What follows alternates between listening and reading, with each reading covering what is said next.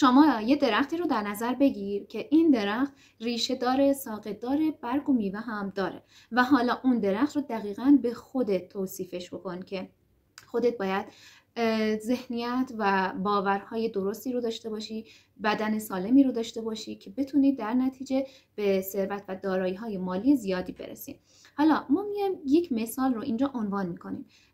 اگر ما ثروت و دارایی که میخوایم به دست بیاریم از قبل براش برنامه ریخته باشیم، برنامه ریزی شده باشه، میدونیم هدفمون چقدر ثروت هست، میدونیم هدفمون رسیدن به چه ثروتی هست و چقدر باید براش تلاش کنیم. حالا تصور کنین همین درخته، یه باغبان باید بیاد به خوبی ازش مراقبت کنه. اصلا باید با توجه به اون شرایط، با توجه به اون آب و هوایی که اون منطقه داره، درختی رو انتخاب کنه که اونجا ثمر بده. دقیقاً مثل اینکه شما بخواید یک رشته شغلی رو انتخاب کنین که با توجه به شرایط زندگی که دارین، با توجه به جامعه‌ای که توش زندگی می‌کنین، با توجه به ویژگی‌های اخلاقی و رفتاری خودتون، با همه اینها سازگار باشه که شما بتونین در ادامه به نتایجی که مد نظرتون هست برسین.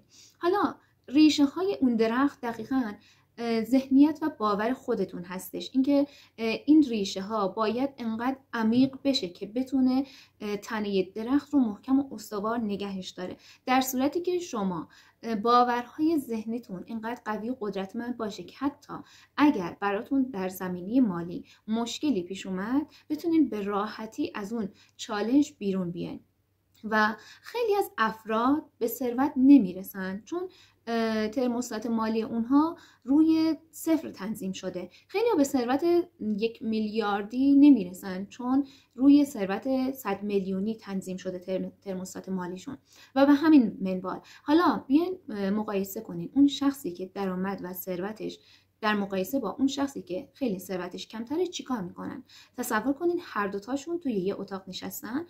اون کسی که روی ثروت و دارایی مثبت 100 میلیون تومان ترموستات مالی خودش رو تنظیم میکنه به همون اندازه هم تلاش میکنه. اونی که به اندازه 1 میلیارد تومان ترموستات مالی خودش رو تنظیم میکنه بازم به همون اندازه تلاش میکنه، به اندازه کسب ثروت 1 میلیارد تومانی.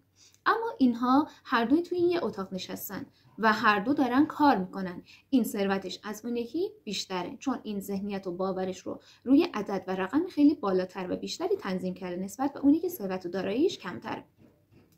و حالا موردی که بخوایم در موردش صحبت کنیم، افرادی که ثروتمندترن وقت آزاد بیشتری رو دارن، وقت تفریح بیشتری دارن، مسافرت بیشتری میرن.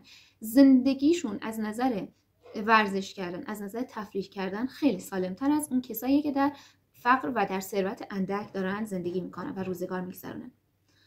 و اینکه افراد ثروتمند فقط روی کسب درآمد و گذاشتن پول روی پول تلاش نمیکنن.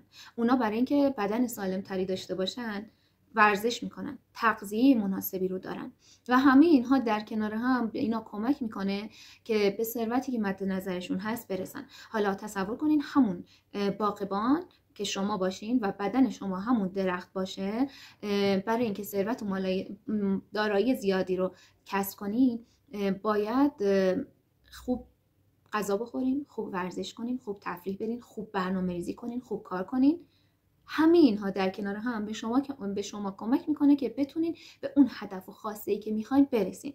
همون دو نفری که اومدیم مثالشون رو زدیم، گفتیم یه نفر ترموستات مالیش روی 100 میلیون تومان تنظیم میشه، یک نفر روی 1 میلیارد تومان. خب حالا اونی که روی 100 میلیون تومان تنظیم شده اگر یه روزی به 1 میلیارد درآمدم برسه 900 میلیون تومانش رو برباد میده، خرابش میکنه. چرا؟ چون براش برنامه نذاشته، هیچ هدفی براش نداره، ذهنیتش آماده دریافت این رقم پول نیست. پس چیکارش میکنه؟ از بینش میبره. و این مقصر خودش نیست، مقصر ذهنیتشه که باعث شده نتونه اون پول و ثروت رو نگهش داره. و اینکه تمام لذت شیرینی میوه‌ای که اون درخت میده در نتیجه به اصل ریشه درخت برمیگرده.